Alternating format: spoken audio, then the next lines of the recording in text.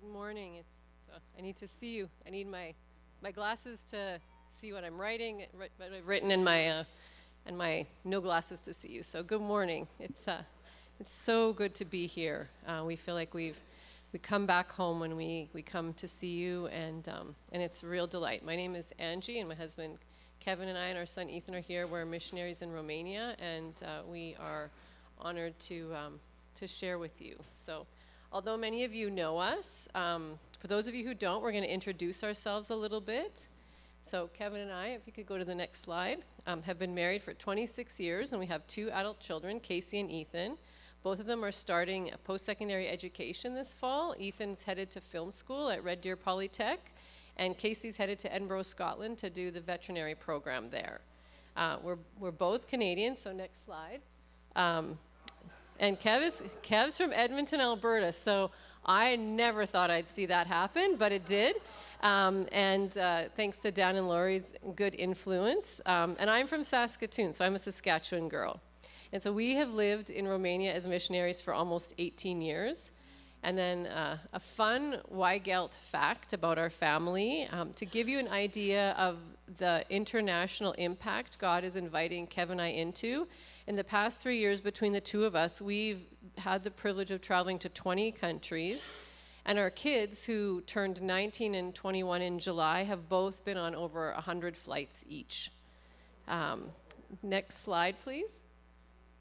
We are All Nations missionaries sent out by All Nations Kansas City, and Kev specializes in movement training and coaching. And I recently retired from 17 years of homeschooling and am pursuing member care. All Nations aspires to see disciple-making movements in every people group of the world so that Jesus will be worshipped by every tongue, tribe, and nation. So a fun way for you to get to know us and the world that we live in is we're going to do a little quiz. And the prize, I have chocolate from Romania. There's 4 different kinds that you can choose from. So I want to ask, if you're a nursing mom or you've got a little kid half asleep in your lap, you don't have to stand up, or if it's hard for you to stand up, don't stand up. But the rest of you, I'd love to have you on your feet. And so we're going to do a quiz. So everybody up. You didn't know you'd have to get some participation for the chocolate. So we're going to do a quiz. And so don't say your answer out loud. And it's an honor system, so if you get it wrong, you have to sit down. No cheating, Jesus knows. So everybody, we're trusting you to be on your best behavior. So question number 1, which continent is Romania on? A, B, C, D, or E? Okay, don't say it out loud. You want that chocolate. So the answer is C, in Europe. Second question, which country is Romania? So we're doing just a little geography lesson, and then I promise it'll be over. A, B, C, D, or E? Okay, answer is D. Do we lose it? We lost a few. Okay. Now I'm going to ask you questions about some of the places we've traveled to, and I'm going to give you, usually there's 4 options. You're looking for the one that's false. So which of the 4 options that I'm about to talk about is not true? That's the one that you're choosing. So which of these statements is false about the Eastern Rome? Yeah. Oh, sorry, I forgot. So Brasov, where the arrow in the middle, we are smack in the middle of Romania, just like we lived smack in the middle of Canada when we lived here. And it's beautiful, surrounded by mountains, but we started out almost 18 years ago up north, in the northwest corner in Satu Mare. So we've had the privilege of living in 2 places. So that's our where we are. So next question, or next slide. Okay. Oh, I guess, we'll go for it. Okay, so the animals associated with Romania officially and unofficially are the Eurasian lynx, brown bear, wolf, or auroch, the lion, tiger, elephant, hyena, fox, vampire, bat, bull, and coyote, or horse, cat, rat, and dog. Answer is Eurasian lynx. Wow, that was I think the vampire bat tricked a lot of people, didn't it? Next question. Which of these statements is false about the Eastern European Roma? They originated in India. They have a strong musical heritage and have influenced jazz, bolero, flamenco, and classical music. They're uncharacteristically tall and have light skin and hair. They're renowned nomadic blacksmiths, coppersmiths, and horse traders. So we're looking for the false one, the one that's not true. Okay. C. So they are short in stature and have beautiful, beautiful dark hair and skin. Next, which of these statements is false about the Kenyan East Pokot people?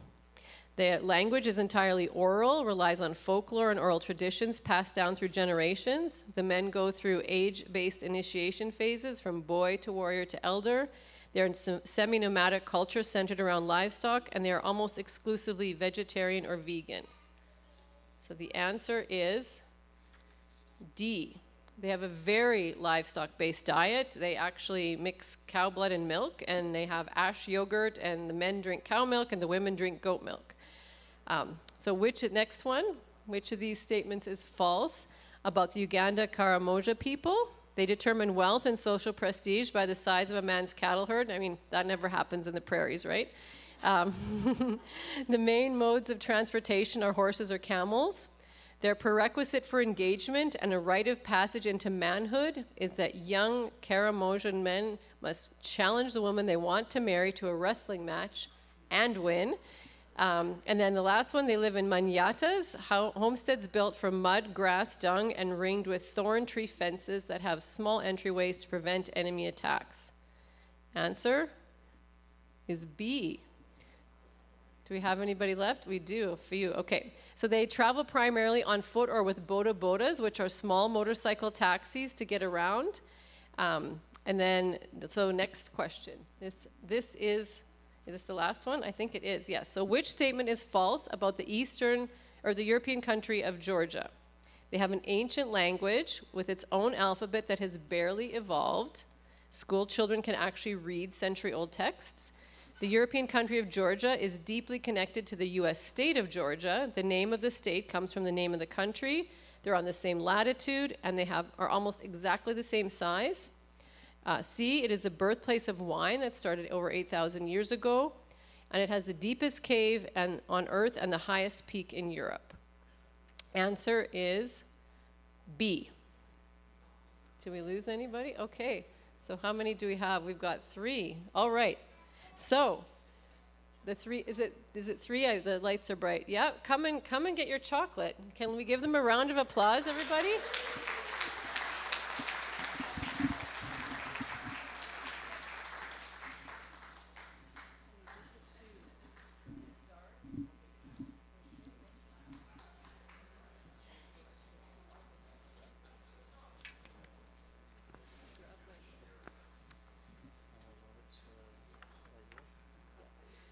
And then this is a picture.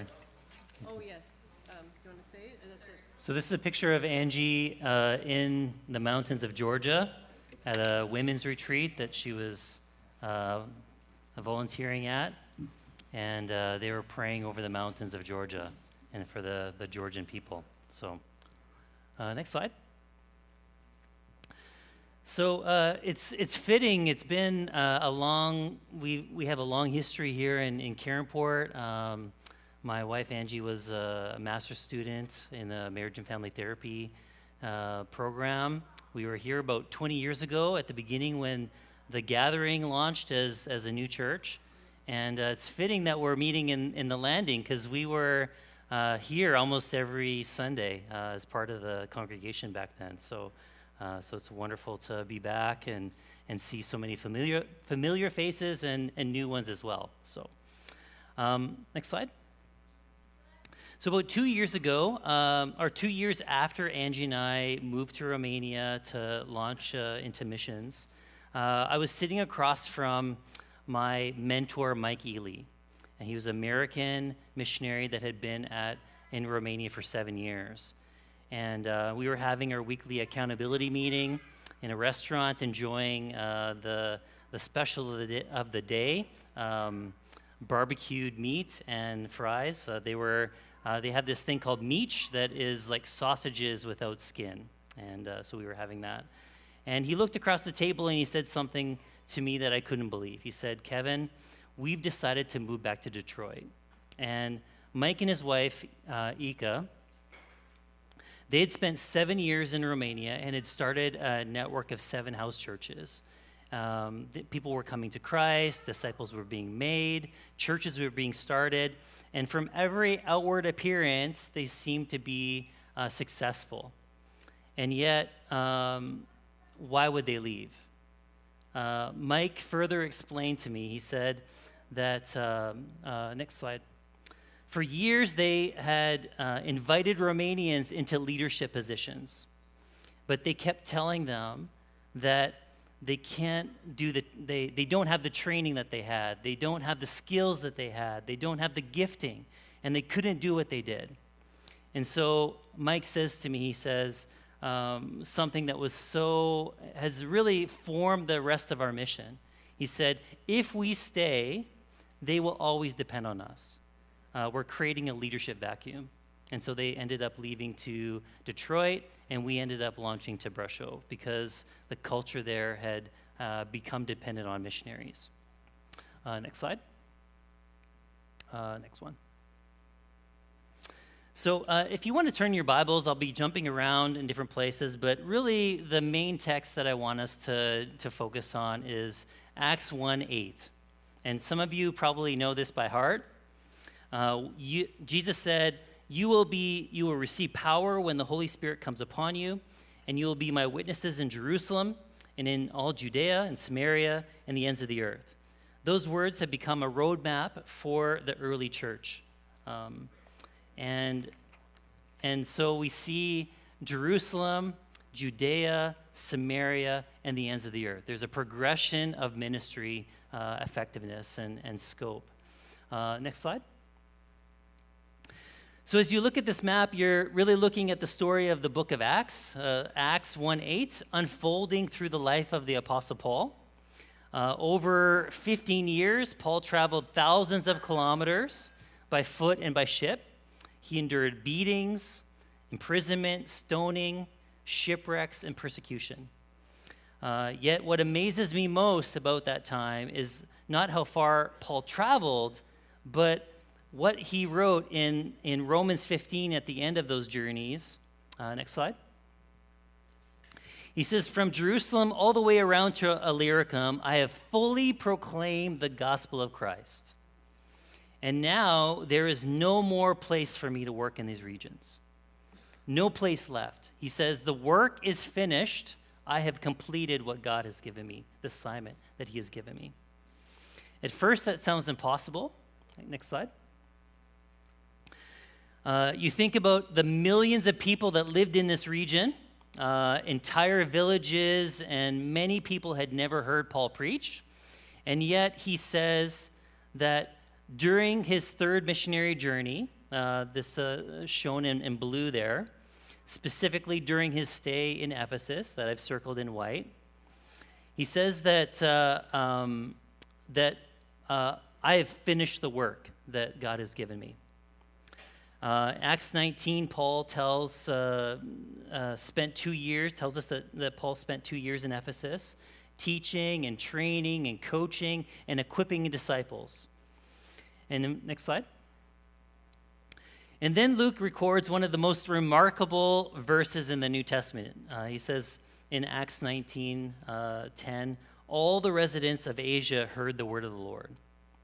And at that time, ancient Asia was about 2/3 of the western part of what modern Turkey is today. Scholars estimate that the Roman province of Asia contained about 5 to 8 million people. Paul didn't reach Asia himself. He equipped Asia to reach Asia. And this is what we found has been so significant. He invested deeply in faithful leaders who made disciples, planted churches, and multiplied the gospel throughout the region. And that completely changed about how I understand and do missions. Next slide. So our mission is simple, to reach the neglected and to restore the weary.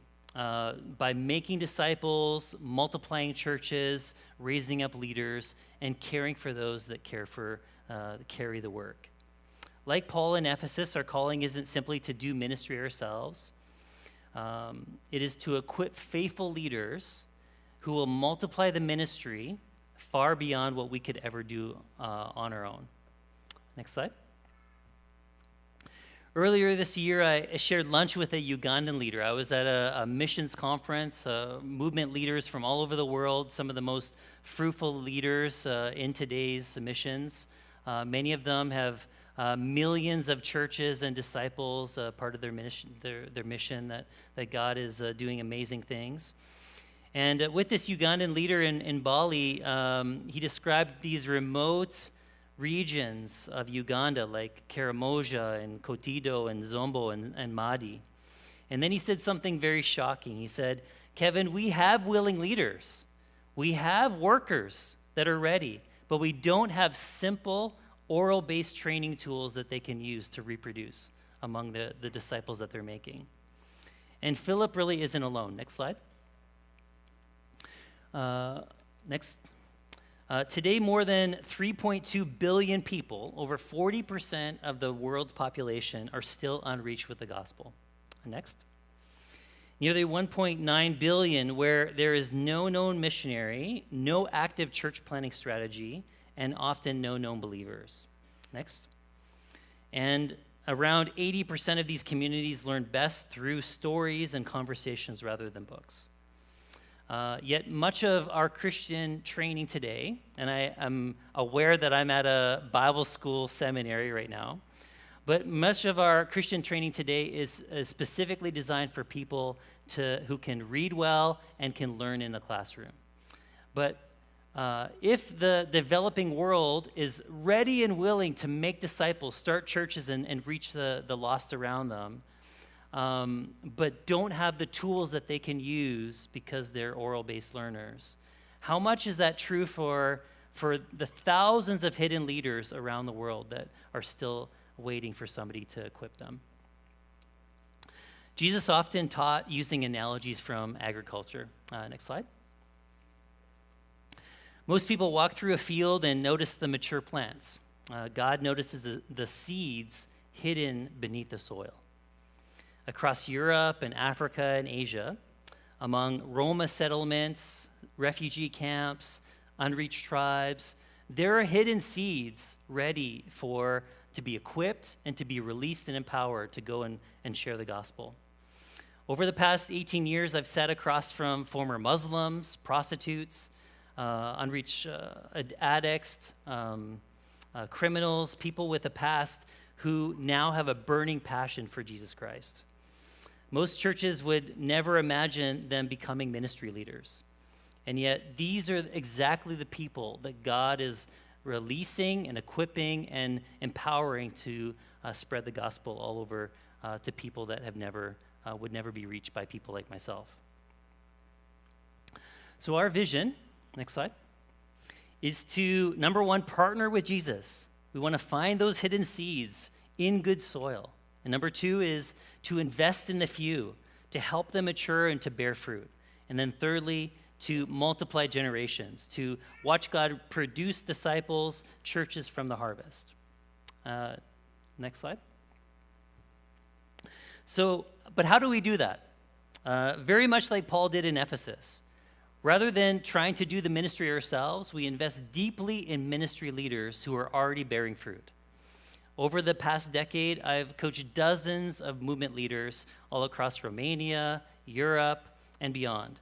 Through my leadership roles in Europe Multi-Team and 2414 Europe and All Nations, we go to them, we sit with them, we learn their context and their greatest obstacles, and then we equip them to multiply what God is already doing. Using Pioneer Disciple Making, developed an oral-based training curriculum for discipleship. And here's some examples. This is the teaching facilitators' notes. And these are the booklets that people use. And it's just basically pictures. There's no words. There's lines there.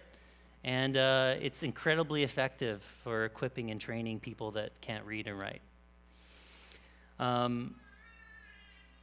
We partner with indigenous leaders to equip oral learners in marginalized communities to multiply disciples, leaders, and simple churches.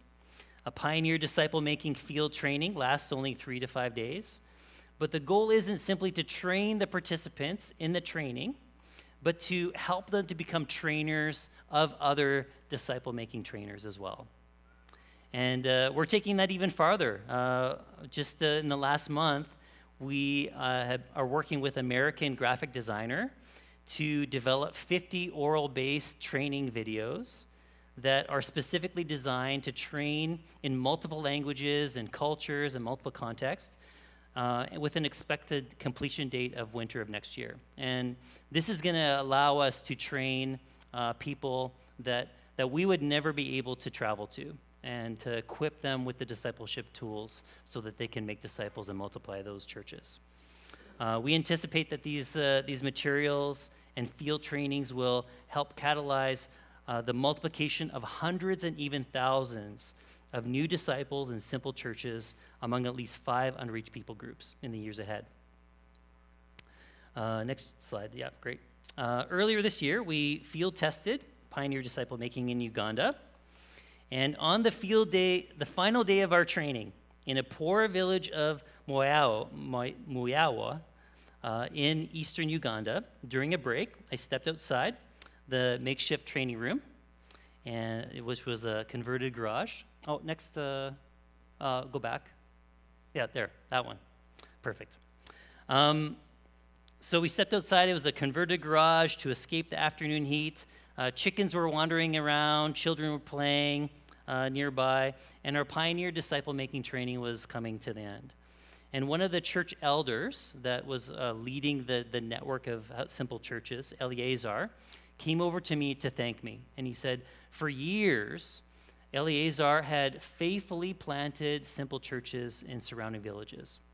He was even mentoring other leaders as they had started those house churches of their own. And as we talked, he pointed with pride to one of those leaders. He pointed to his daughter, and she said she's newly married. That's her husband. They're leading a simple church of their own as well, and in their home. And as we stood together, Eleazar admitted that his training had been limited. He said, Kevin, I gave them milk, but the pioneer disciple-making training has been meat for these leaders. And we next slide. We trained 86 movement leaders in Uganda. Many were former Muslims, were witch doctors in past lives, rural pastors, oral learners. But by the end of the training, we had 40 new church planters that had been commissioned, 11 new believers had been discipled, and every graduate had identified at least one person or a household apiece through whom they could now make disciples and plant simple churches. Regional peer coaching gatherings now are meeting every 2 months. They're gathering, all the leaders of this network are gathering together and talking about areas where they're experiencing obstacles and helping and supporting one another so that they could advance the kingdom in their regions. And it's incredible, the encouraging work that God is doing through these leaders. And that's what really Paul did in Ephesus. He equipped Asia to reach Asia. And today God is still raising up ordinary men and women, these hidden seeds, empowering them through his Spirit, and then sending them to places outsiders like myself may never be able to go. Before Angie comes to, next slide. Yeah, that's the one. Before Angie comes, I'd like to just show you something. It's a video from our Pioneer Disciple Making training in Uganda. And yeah, enjoy.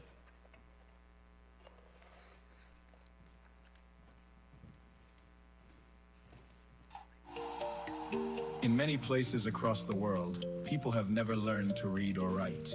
But that does not mean they cannot know God or teach others. Over the past week in Uganda, we gathered with local and indigenous movement leaders to train them to make disciples using only pictures and oral storytelling. These tools were designed specifically for no and low literacy communities, places where written materials are often inaccessible, but stories can still travel from person to person, village to village, and generation to generation. Together, we trained more than 75 leaders. Many of these men and women regularly travel into remote communities to share the gospel, disciple believers, and strengthen new churches. The one who made this wanted me to see with my eyes before I teach others. Even if I have never been to school, I am able to teach others the same way that I have been taught. I cannot write, I cannot read, but I can use these to share the gospel. These moments reminded us that disciple making is not limited to classrooms, education, or resources. God is continuing to raise up faithful leaders in every place, including among those the world often overlooks. Please pray for these leaders as they return to their homes and communities. Pray for courage, wisdom, and faithfulness as they teach others. And pray that the gospel would continue spreading clearly and powerfully through local believers across Uganda and beyond. Thank you for praying with us.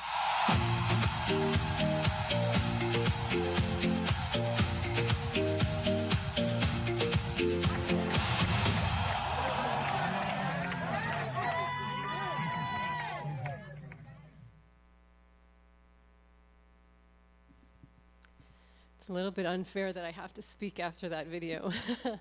This is the second time we've presented, and yeah. It's wonderful, isn't it?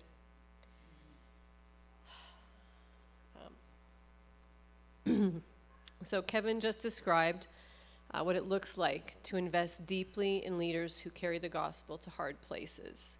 What he didn't mention is what it costs them, and that's what I want to talk about. Next slide. Here we go. People carrying this work, the missionaries, church planters, movement leaders like the ones Kevin just described, are also carrying an enormous weight.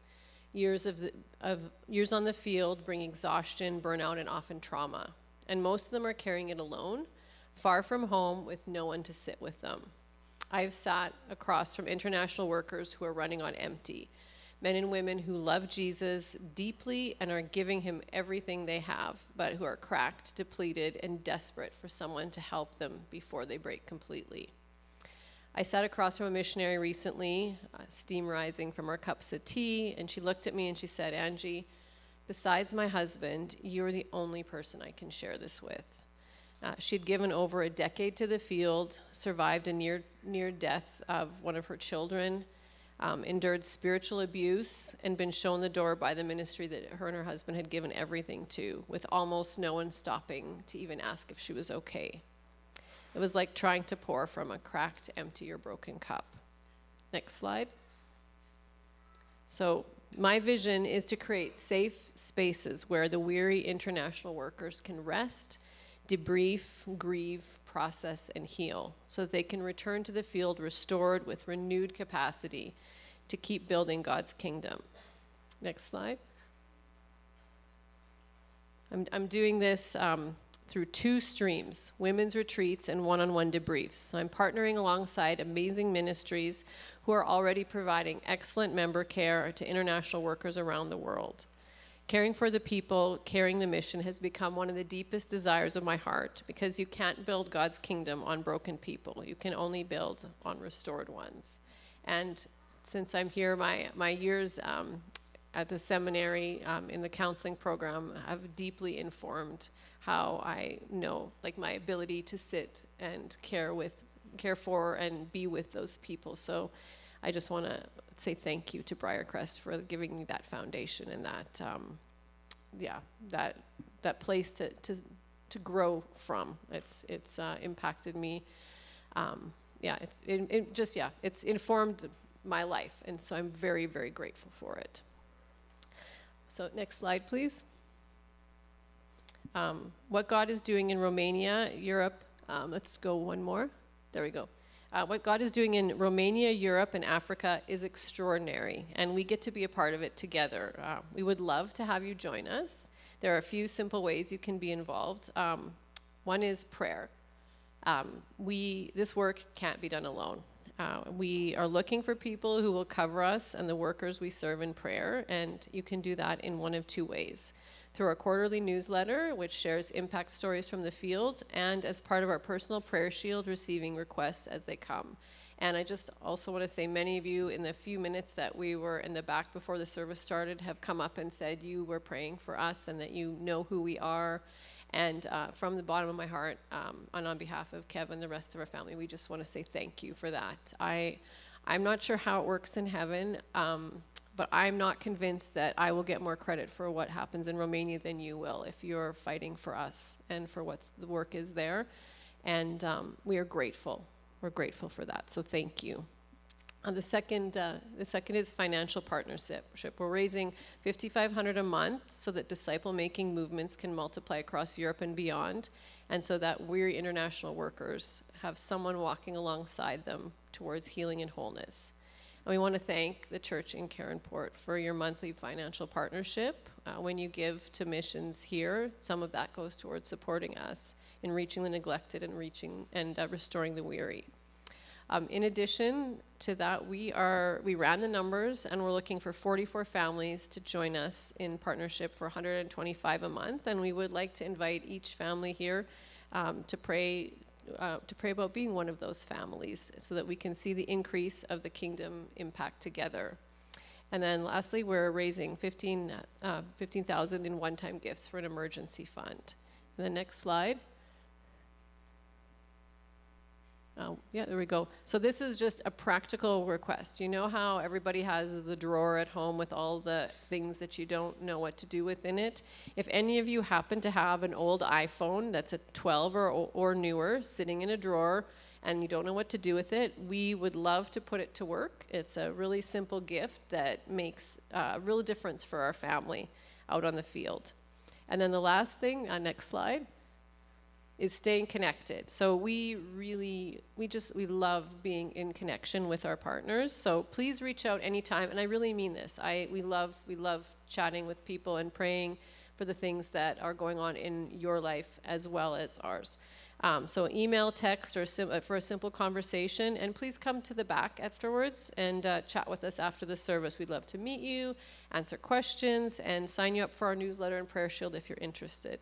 If you're ready to partner with us financially, you can sign up using the QR code on the screen or come talk to us at the back, and there's a form to fill out. But thank you so much for having us. It is always a delight to be here. We are so grateful. So thank you.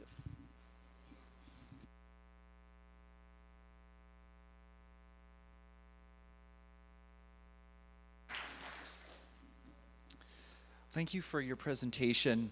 I always like the trivia part. It's always, can we find Romania on the map? Not so many. That's okay. We'll work harder on geography in the future for when you come back. So hopefully we can at least all get past that question. But more than that, thank you for your presentation just on your work and your passion and your heart, and to see equipping done. I think so many times us here in Canada, in the West, we can get this mindset, like you were talking about, Kevin, where it's like, we're going to go over there, we're going to do the stuff, we're kind of going to be the heroes, but like you were saying, that makes people dependent, and that's not really the multiplication that Jesus kept talking about in the kingdom, right? The mustard seed that grows and multiplies. So thank you for that. That was, in the video, I think we were all pretty touched by that, just seeing what's going on in parts of the world where the Lord is really at work. So I just like to, Ethan and Kevin, why don't you guys come on up here, and I just want to pray for you guys.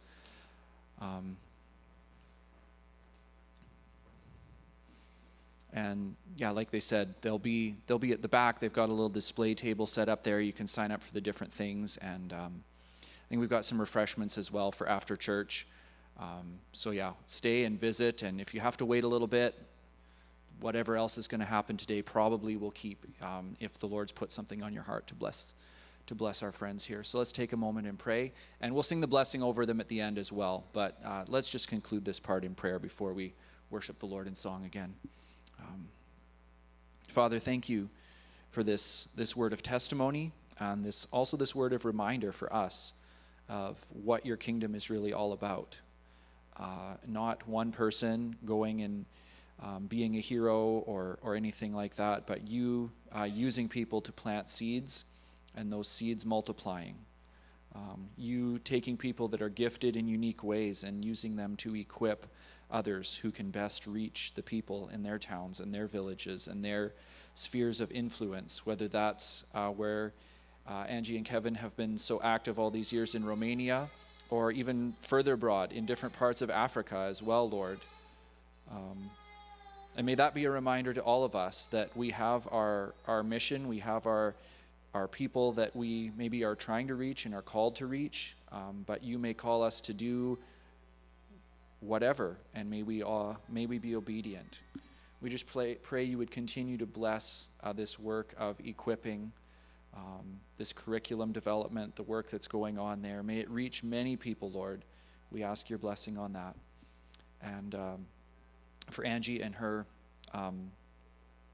dream, desire, vision, call from you, we believe, Lord, to do member care, to have retreats, to do debriefing, Lord.